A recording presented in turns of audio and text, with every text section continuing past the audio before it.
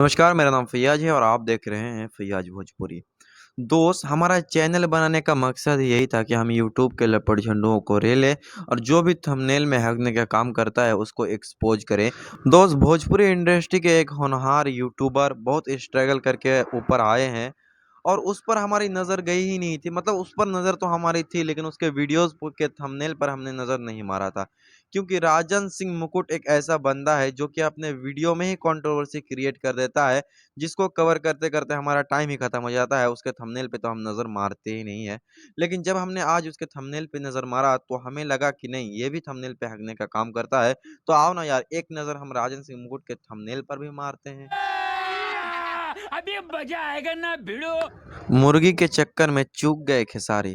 क्या बात है। इसका मतलब क्या है? क्या है इसका मतलब यार, मुर्गी के चक्कर में चूक गए खेसारी? अरे यार, कभी ये मत लिख देना कि गू खाने के चक्कर में लेट हो गए राजन सिंह।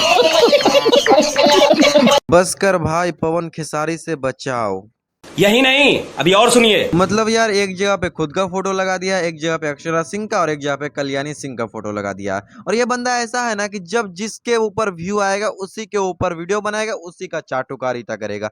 कभी पवन सिंह को एक्सपोज करेगा तो कभी खेसारी लाल यादव को एक्सपोज करेगा, कभी अक्षरा सिंह को एक्सपोज करेगा तो कभी कल्याणी सिंह को एक्सपोज करेगा। क्या मतलब, क्या वीडियो बनाता है, पूरे वीडियो में ही हकने का काम करता है।